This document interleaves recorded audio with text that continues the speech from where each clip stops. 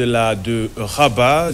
0-0 entre Sénégalais et Marocains. Une première période assez pleine d'enseignements, surtout tactique. On peut le dire technico-tactique. Goki, vous me passez l'expression. Même si après, le Sénégal, c'est 4 corners quand même et 2 grosses occasions, surtout d'entrer avec ce coup de tête sur corner à la 4e minute, enlevé par Yacine Bounou. Oui, Abdoulaye, tu l'as dit, c'est tactico-technique. Je pense que ça s'est joué déjà entre les deux coachs. Dans le classement, on a compris totalement que ces deux équipes se sont bien étudiées. Ouais. Nous avons vu la bataille au milieu du terrain. Et ça a été assez féroce, assez rude entre ces deux équipes. Beaucoup de pertes de balles, mais le niveau était là, comme tu l'as dit. Hein. Pape Gueye aurait pu surprendre Bounou, mais Bounou, l'un des meilleurs gardiens continental, qui a sauvé à 2 reprises d'ailleurs. On a vu l'occasion aussi d'Iliman Ndiaye et qui a failli, qui a raté son décroisé et tout. Mais en tout cas, très bonne première mi-temps entre ces deux équipes, un match très disputé et une seconde mi-temps qui s'annonce assez comment dirais-je, assez équilibré, hein, n'est-ce pas? Et puis il y a beaucoup de suspense sur cette seconde explication. On attend peut-être que ça va venir forcément des ailiers. Nous avons vu Sadio Mané qui a été très tactique, qui a beaucoup aidé Diouf dans les tâches défensives. Diouf, ouais. Voilà, exactement. Et Gana Gueye qui était en fer de lance, dépositaire du jeu sénégalais, qui a suppléé énormément Mamadou Sarr et le jeune Antoine Mendy, qui ont été vraiment à la hauteur dans cette première explication. Pour l'instant, Sekouna, la jeunesse sénégalaise est en train de répondre favorablement et valablement face à des attaquants marocains affûtés et surtout le meneur de jeu, surtout ce leader technique marocain, Brahim Diaz, qui est mis dans l'éteignoir pour l'instant. Ah oui. On n'a pas du tout vu pendant cette première période. Oui, on a dit tantôt que c'était un match tactique. Et vous savez, si c'est le cas, les défenseurs jouent avec plus de rigueur et surtout avec beaucoup de concentration, ce que nous sommes en train de voir. C'est vrai, on craint un peu de la jeunesse et des défenseurs que Pape a lancé au niveau du Sénégal. Mais là, si vous remarquez, tactiquement, les défenseurs sont disciplinés. Et ils sont en train ils sont aidés par les anciens, notamment les Sadio Mané, qui les replacent tactiquement. Oui.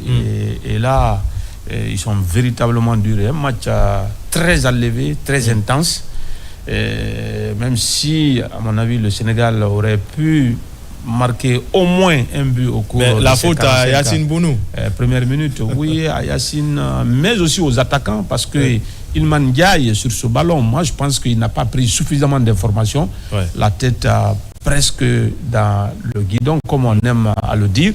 Et s'il avait levé et regardé une deuxième fois la position de Bounou, sûrement il aurait pu faire ne serait-ce que un petit ballon piqué. Il avait beaucoup de situations qui étaient là. Avec beaucoup plus de finesse. Aussi, il y a Lamine en fin de première partie. Et je pense que les Sénégalais doivent faire très très attention parce que les Marocains sont acculés.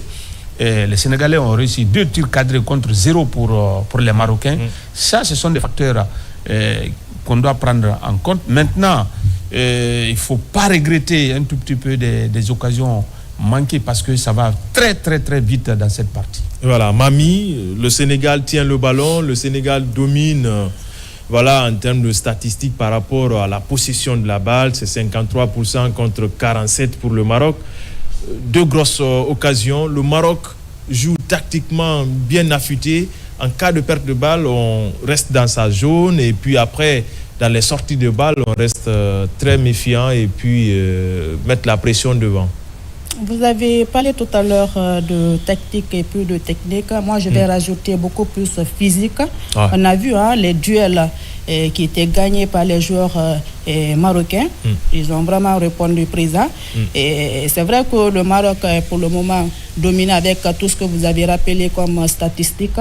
Mais vous voyez déjà, c'est un joueur qu'on a oublié ici quand on parlait de plateau d'avant-match, c'est le joueur parisien, Hakimi, qui est en train Hakimi, qui est en train de... Durant toute la première période, il n'est monté qu'une seule fois dans son couloir. Effectivement. Ouais. Vous avez vu déjà combien de fois il est pris.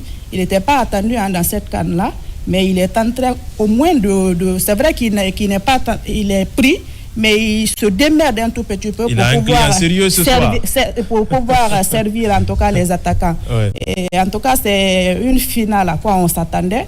Déjà, c'est pourquoi je rejoins le reporter qui parlait tout à l'heure, sa dernière phrase, que la finale qui était attendue, on est en train de la vivre pleinement, parce que c'était vraiment prévisible, hein, ces deux grosses pointures qui s'affrontent, et vous voyez des joueurs qui sont beaucoup plus méfiants, surtout défensivement. Personne ne veut prendre des erreurs, le risque des erreurs pour pouvoir, qui peut en tout cas pénaliser son équipe et permettre à l'équipe adverse en tout cas de remporter la partie. Pour le moment, en tout cas, tout ce qu'on est en train de suivre, c'est ça. On s'attendait à cela. Maintenant, la deuxième période va être beaucoup plus ouverte, parce qu'il faudrait qu'il y ait un gagnant. Donc, on va encore assister à une deuxième période beaucoup plus ouverte et beaucoup plus technique et tactique. Voilà, Goki, les deux entraîneurs se répondent coup pour coup, comme on peut le dire. Tactiquement, ce genre de match, c'est une finale. Il faut lâcher les chevaux et surtout faire attention sur les coups de pied arrêtés, puisqu'on a vu le Sénégal avec des corners, ça peut faire mal. Bien sûr, à la 40e minute, Aguerre aurait pu catapulter ce ballon-là dans le filet avec un très bon sens d'Ezal Zouli. Mais heureusement que Aguerre n'a pas pu bien lire la trajectoire. Donc tu le dis très bien, Abdoulaye. Il faudra faire très très attention. Mais j'ai bien aimé l'attitude de Gana Gueye, qui est en fer de lance, qui soutient énormément ces jeunes de 20 et 21 ans, Antoine et Mamadou Sarr, qui sont là et tout. Diouf déjà très... Diouf est affûté, il est dans son match. Il est dans sa compétition. Il a complètement fait disparaître Brahim Diaz, qui était obligé de déjeuner pour pouvoir chercher, gratter quelques ballons au milieu du terrain. Je pense que ça va se jouer dans les détails et dans la profondeur du banc. J'ai bien aimé, en tout cas tu regardes la profondeur du banc du Sénégal, il y a quand même beaucoup de choix. Qu'est-ce que Pape Thiaw va venir? Est-ce qu'il va encore densifier plus le milieu, parce qu'on a encore des jeunes comme Pape Matar encore sur le bas, Papi 6, on a des attaquants, Boulaye et Habib Diallo, il y a Chérif, Chérif et tout ça. Voilà. Donc compte tenu les Marocains, par contre, El Naoui n'a pas encore pu retrouver toute sa plénitude dans cette première explication, mais ils sont quand même présents physiquement.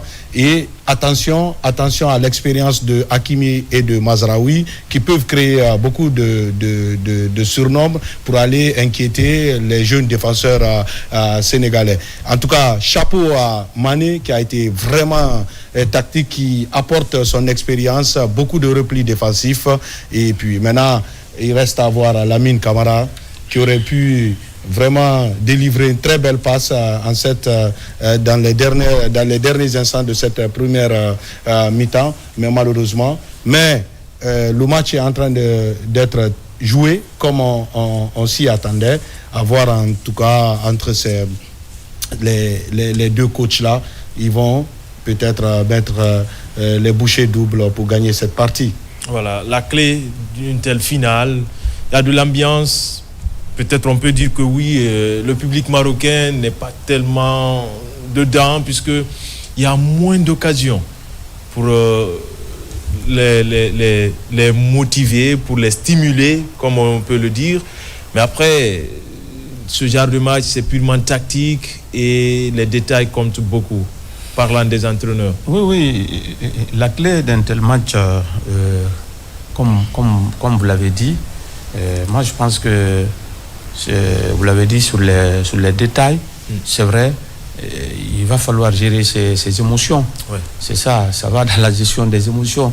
Et si les Sénégalais, les joueurs, on parle notamment d'Ilman Ndiaye ou encore Lamine, qui était là à un moment donné, si on avait géré ce moment-là, ce moment précis, ça aurait pu faire quelque chose pour le Sénégal. C'est vrai que les Marocains, qui à un moment donné, qui voulait presser l'équipe du Sénégal, qui 2-3 minutes qui s'est retourné dans les 30 derniers mètres, mais les Sénégalais ont tout de suite compris que pour mieux défendre, il fallait attaquer. Ouais. Et dès lors que le bloc défensif du Sénégal est remonté un tout petit peu, on a compris que c'est en ce moment-là qu'on peut déstabiliser un tout petit peu cette équipe du Maroc. Vous avez vu ce ballon qui est venu sur Ilman, comme la défense marocaine était un tout petit peu montée. Ouais. Et donc là, c'est ce qu'il faut. Un match comme ça, on l'a dit, c'est sur des détails. Le Maroc a failli prendre un but sur le premier coup de pied arrêté. Heureusement que Bounou était là présent. Et vous avez vu quand les Marocains, la défense marocaine est montée d'un cran, vous avez vu, les Sénégalais ont trouvé cette belle ouverture à l'opposé. Mais malheureusement, les Sénégalais ne sont pas parvenus à concrétiser cette occasion. Mais comme on le dit, les temps forts, il faut concrétiser quelque chose. Je pense que les Sénégalais, j'ai pas envie qu'on regrette un tout petit peu ce moment fort-là, où on a eu 2 occasions dans un match de ce genre, où il fallait véritablement mettre le ballon au fond. Mami, on risque de regretter amèrement des occasions vendangées, puisque quoi qu'il en soit, l'adversaire aura son temps de jeu. Bien sûr, hein, on le dit généralement qu'on est en train de jouer une finale là. Et une finale, elle ne se joue pas, elle se gagne. Et quand vous avez des occasions nettes de but, surtout face à une formation qui joue devant son public, qui est boostée par son public, il faut vraiment pouvoir les concrétiser. Et je pense que l'entraîneur va en tout cas corriger ces failles-là, parce que le Sénégal a eu beaucoup plus d'occasions nettes de but par rapport au Maroc. Et l'entraîneur en tout cas va tenir des discours qui vont permettre en tout cas à cette formation sénégalaise de revenir beaucoup plus. C'est vrai qu'elle est encore engagée, beaucoup plus engagée, mais surtout que les attaquants soient beaucoup plus réalistes. Voilà, c'est le plus important. L'essentiel, c'est cela, ce qu'on va retenir. Le score du match, le résultat final. Goki, une petite observation. Brahim Diaz, qui est un tout peu en dedans, il n'a pas aussi permuté avec El Zazouli. Oui, il n'a pas beaucoup, comme je l'ai dit, dézonné, mais il a un sacré client. Diouf, très percutant, très parler de enthousiasmé. Voilà. Il est dans son jeu, il est libéré complètement, il dézone. Donc voilà. Mais attention, les Brahim Diaz, c'est les super subs, on le disait au Real Madrid, hein, des joueurs qui sont habitués à ces grands matchs. Ça peut venir de tous les côtés. Mais moi, je sens quand même le Sénégal très bien dans son match, qui est capable d'apporter des dangers sur les côtés, avec Iliman Ndiaye, Sekouna l'a dit, avec beaucoup plus de lucidité. Il joue souvent la tête baissée, c'est ce qui fait un peu le problème. Je pense qu'avec beaucoup plus de lucidité, le Sénégal pourra pas faire mal dans cette deuxième explication. Et voilà, c'est ce qu'on va voir tout à l'heure entre Lion sénégalais et Lion de l'Atlas du Maroc. On file au stade Prince Moulay Abdellah de Rabat pour la seconde période entre